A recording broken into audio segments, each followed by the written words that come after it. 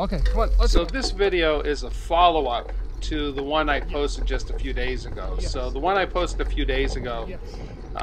we were out on these exact same trails, and the purpose of the video was showing that we could sled on, less than an inch of snow. Well, in 48 hours time, that snow largely melted. And so I thought it would be kind of neat to return to the same trails and bring our snow bike and head out with the dogs. And so here we are 48 hours later on the same trails. So this is at the Lake Denison campground in Winchendon, Massachusetts. The campground is closed for the winter, so we're running on the trails. And what you're going to see here is that the dogs are kind of getting used to the idea of the snow bike just as much as I am.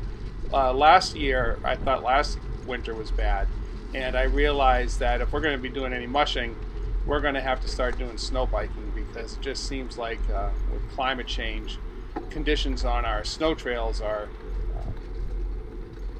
aren't ideal. And so I got a fat tire bike, and so I'm out there with the dogs. I do not have studs on my tires, and so as we approach snow and as we approach ice, I am very cautious, and you can kind of see the dogs are too. But you're also going to see is that right here, see, like, they're a little confused because I'm telling them to take a left, because I want to head down to see the lake itself, because I'm trying to see if maybe we can head out on the ice. I did see some ice fishermen out there, so here you can see the dogs were thrown off a little bit because I'm actually having them double back so we can take a look at the lake, and that's what we're doing here. And what I saw is that the ice is completely covers the lake, but it's hard to get onto. Right by the shoreline, there's a lot of open water, and so there's really no easy way to get on. You see the dogs are confused. They don't understand why we're not going a consistent direction.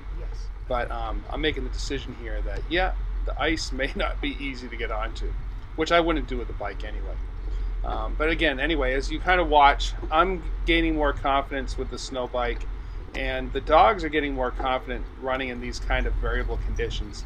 You'll see sometimes, like right up ahead here, they can see some ice, so they're looking to avoid this ice, and I'm actually really glad about it, because when my bike gets on the ice right there, you see how my front tire kind of shook out from under me. I've got my foot down to keep myself from tipping. The dogs were really good, and they kind of slow down, so I wouldn't get dropped on the ice. And then we kind of continue on.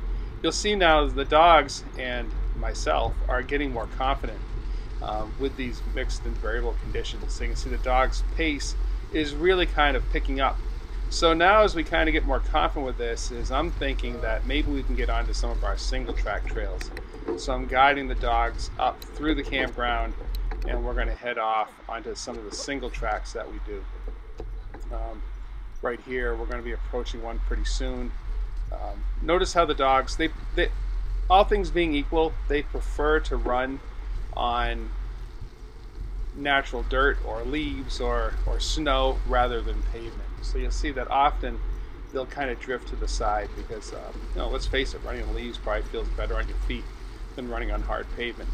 You can see over here is we are approaching a small beaver pond. That's the beaver pond on the right.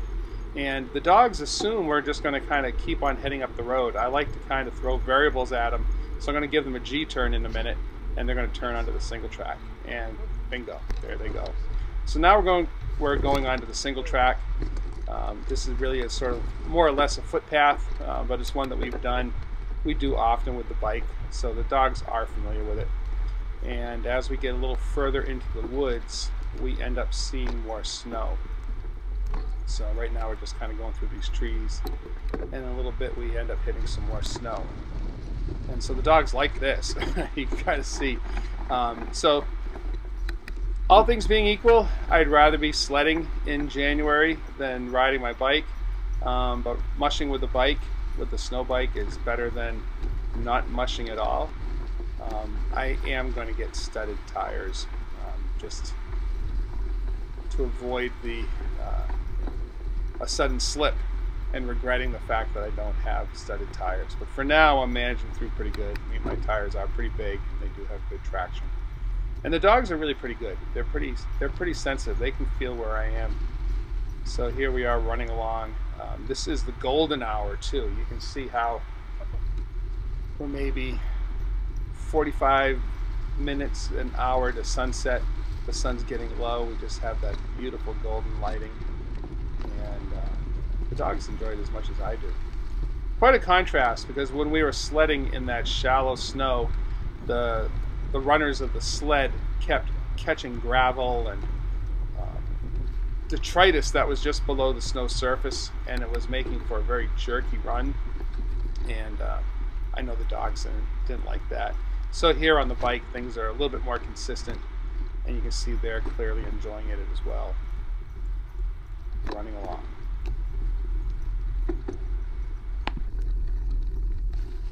One thing I should say is that as we're on these trails, particularly these single track trails, I know these trails very, very well, and the dogs do too. And so these are trails that we have hiked and we have sledded and we have also biked. What's new to us here is the idea of snow biking. So the snow biking concept is new to us, but the trails and terrain is very familiar to us. So you're going to see here, we're actually going to join one of the paved roads in the campground in a minute, and this particular footpath goes through some very tight rocks. And again, the dogs know it well, and I do as well. So I actually navigate the bike right through those two rocks. And now we have a few options here. The dogs know them all. I tell them to take a left, and so they realize, okay, we're going left, and we're heading off. So this is down the main road that's going to bring us back to the lake. And so we're running along here. But I think that the roads are boring. If I wanted to ride on roads, I would just ride a 10-speed bike around the neighborhood, but I'm a dog musher. I like to get out into the backcountry. So fortunately, coming up here on our right, we have another single track that brings us away from the pavement, and so we'll be turning onto that pretty soon. Here the dog's moving at a good clip, and our right turn is coming up. You'll see I'll give them the G turn, and they'll turn G onto our trail. And I'm looking, there we go. Here we go. Here's the trail coming up. So here's the dogs running ahead. They assume we're going down to the lake. I give them the command, and they know right what we're doing. So here we are turning down. We'll go through a gate. I'll give them a haw turn to turn left onto the single track, and off we go. The dogs always perk up when they're running on pavement or on a road, a big straightaway. Sometimes they like it, particularly if they can see something way up ahead. But I do think ultimately it gets boring for them. And whenever I get onto some kind of single track like this, whether it's on my bike or with the sled, they always find it more interesting. My Malamutes were the same way as well. So, clicking along, we are paralleling the paved road right now. So if anyone here ever heads out to Lake Denison, there are countless trails out there, and what's really fun about them is that there's all kinds of variations. There's loops and out and backs, and really kind of meandering routes you can do, and you can do things that avoid pavement entirely. You can go just on dirt roads, you can go on footpaths. It really is a great area. So here we are on one of the dirt roads, and I included this shot because you can see on either side is that recently the waters had actually flooded over the road, and so you can kind of see is that this frozen ice here, it's basically a lake, and there's no way I could take the bike across that. I would literally need ice skates to get across that. So I tell the dogs to go haw to the left, and we're going to get around that ice, and I'm grateful once the tires are on some better traction. And so here we actually pretty easily get around that ice. I'm going to get them G, take a right through the trees here, and then another right, and that's going to put us up above that ice, as you'll see in a minute. So here we are back on the paved road. Oh, dogs need a little bio break.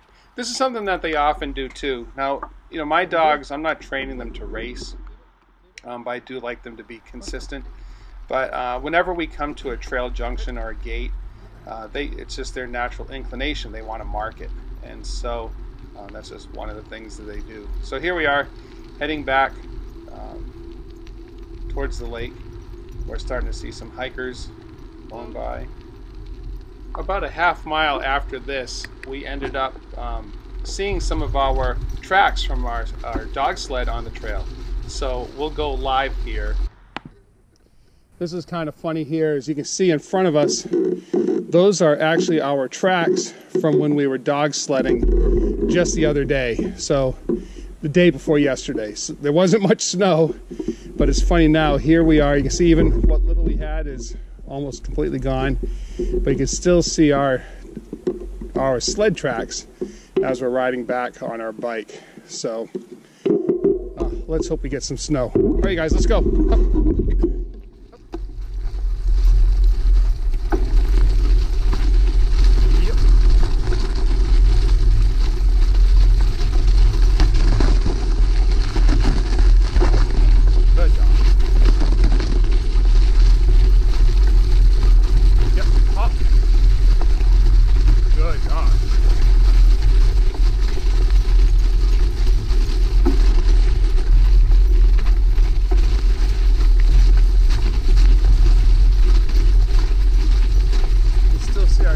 There on the left, up ahead you can see the snow is just completely gone. Hard to believe we sledded this like 48 hours ago.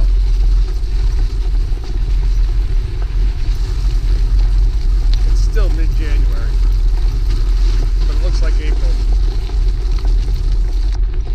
The mud in this section was so soft, I actually had to pedal to kind of help the dogs along here. You can kind of see as it just gets a lot of sun and just completely destroyed the snowpack. But anyway, it was a great run. We ended up doing a loop that was about 5 miles long, and you know, just quite a contrast. From 48 hours we were actually sledding to here we are mixed snow biking. So anyway, I hope you enjoyed the video. If you haven't already subscribed, please do so you don't miss a single upcoming episode. If you like the video, please like it. If you have any comments, please give comments. If you have ideas for another video, share those with us. And in the meantime, we look forward to seeing you somewhere, sometime out on the trail. Thanks for watching.